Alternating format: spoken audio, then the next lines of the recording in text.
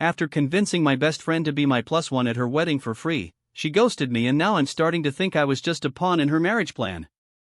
We had been friends since college, and I knew she was getting married soon. She mentioned that her fiancé was super wealthy and wanted their wedding to be an all-expenses-paid affair with no guests from her old life. I jumped at the chance to attend for free, knowing it would help me network in the industry. In exchange, I offered to be her plus one and promised not to embarrass her or steal any of her husband's clients on our first night together. She agreed, saying we were family now. But what she didn't tell me was that her fiancé had an ulterior motive. He wanted me to help him expand his business into the city by meeting influential people. Fast forward a few months, and I attended her wedding with my new friend. We took pictures together, danced at the reception, and even shared a private moment on the dance floor. After that night, things went back to normal between us, or so I thought. When we started talking again after the wedding, she mentioned how fabulous it was to have me by her side and how much fun we had together. But then, she suddenly stopped responding to my calls and texts. I reached out a few times, thinking maybe something was wrong, but she just kept quiet. I tried being patient and understanding, assuming she was busy with wedding planning or post-wedding stress. But when the silence turned into weeks of radio silence, I started feeling angry and hurt.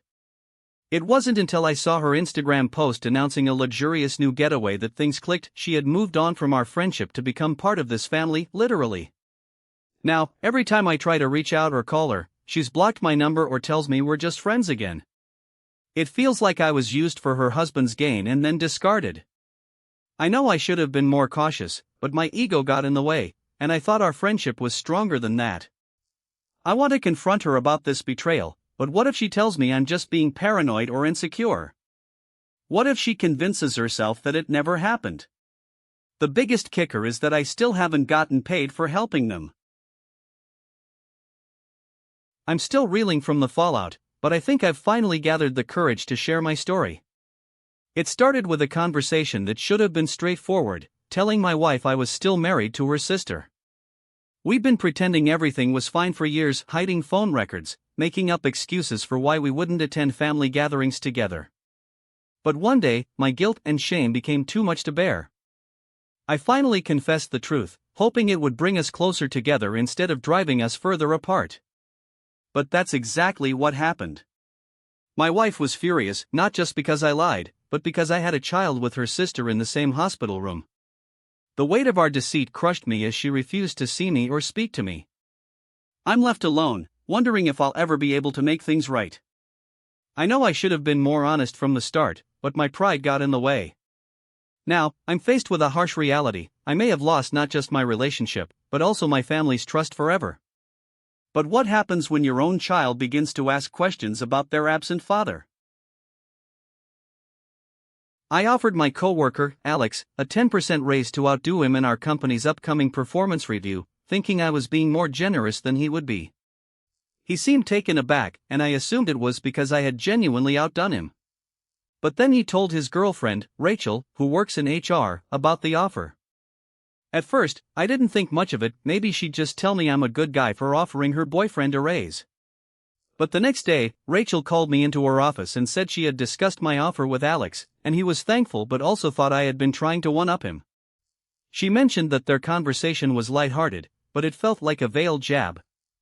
I tried to brush it off as small talk gone wrong, but the comment stuck in my head. That night, Alex sent me a message saying he appreciated the offer, but I could have just said yes without trying to outdo him.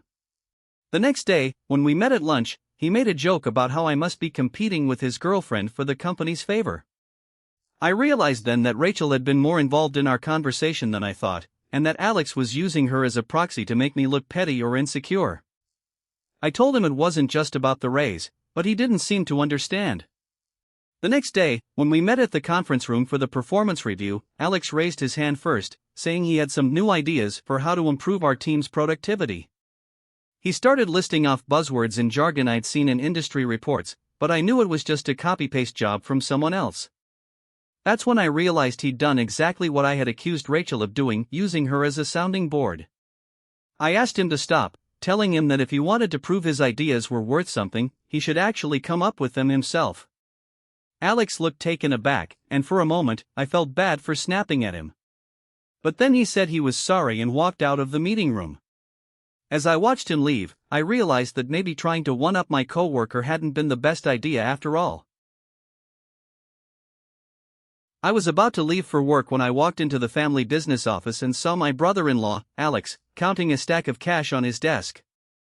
My heart sank as I realized he was embezzling funds from our company again, this time for tens of thousands of dollars. For years, we'd known he was taking money without asking, but no one had confronted him about it yet because we all wanted to avoid conflict and save face. Now that I saw him red-handed, I felt a mix of anger and betrayal. However, instead of reporting him on the spot, something in me gave out and I let him leave with the cash. The day went by without any issues, but as the days passed, guilt began to consume me. I couldn't concentrate at work or sleep well at night. The family business was struggling because of Alex's actions, and I knew that if I had reported him, things would have been different. But what's even more messed up is that my sister has no idea about Alex's embezzlement, and she's getting anxious because the company isn't meeting its targets. Every time we talk, I feel like I'm hiding a deadly secret from her, and it's tearing us apart. Now I'm stuck feeling guilty for not speaking up against Alex when I had the chance. But that one is nothing compared to what happened next.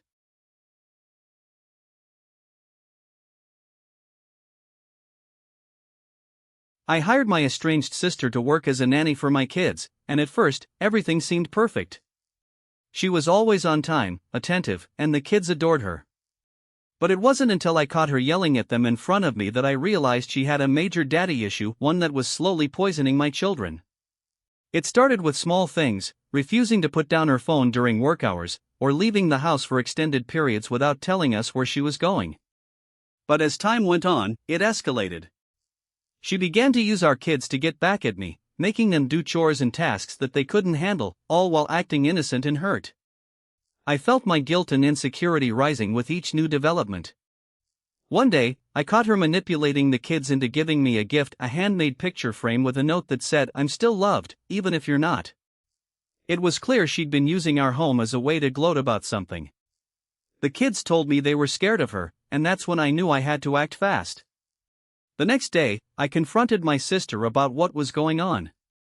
She broke down in tears, claiming it was all just a ploy to get attention from me, the one person she felt truly loved her unconditionally. But as we spoke, I realized the real issue wasn't the manipulation, but her own deep-seated need for validation. I told my sister that I wouldn't be able to continue hiring her as our nanny if she couldn't respect boundaries and put the kids' needs first. She stormed out of the house, leaving me feeling defeated and unsure if I'd made a huge mistake. But what really sealed it was when I found a search engine history on my phone, one that revealed my sister had been doing the same thing to her other family members, using our kids as leverage in a twisted game of emotional manipulation.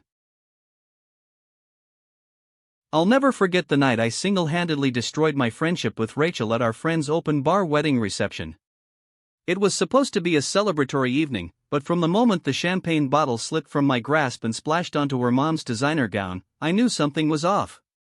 The guests gasped in unison as her mom's eyes widened in horror. This was no ordinary stain, it was an expensive one. The bride, Rachel, immediately swooped in to try and contain the damage, but not before berating me for my carelessness. Her mom was already on the warpath, and I knew I was next. The rest of the evening, I was shunned by everyone except Rachel, who kept trying to placate her mother with awkward hugs and forced apologies. But that wasn't even the worst part. The aftermath saw me publicly humiliated on social media as Rachel's mom gleefully shared photos of the ruined gown online, using hashtags like #ChampagneCatastrophe and #ClumsyBride. Now, 2 years later, I've been left wondering if it was all worth it. My friendship with Rachel is still in tatters, and I'm not even sure how to reach out to her again. As for the champagne stain, well, it's now proudly displayed on my bedroom wall as a grim reminder of that fateful night. I'll never forget the day I walked in on my fiancé and coworker just hanging out in our apartment. I'd been suspicious for months, but nothing could have prepared me for the scene I saw. My fiancé was sprawled out on the couch, laughing with his coworker, who was sitting on his lap, her hand on his chest. I felt like I'd been punched in the gut. The look of surprise on my fiancé's face said it all. He knew he had been caught red-handed. "It meant nothing," he said, trying to downplay the situation. "We were just being friendly." But as we stood there, frozen in tension, I saw a woman who had been showing up at our apartment uninvited for months. She was sitting on the coffee table, sipping a drink and chatting with my fiancé like she owned the place. My mind was racing. Why hadn't he told me about her? What was going on here? My fiancé's excuse didn't ring true. I could see the guilt in his eyes. And then, just as we were starting to have a serious conversation, there was a knock at the door. My fiancé got up to answer it, and I saw my coworker from the couch standing in our doorway, looking smug.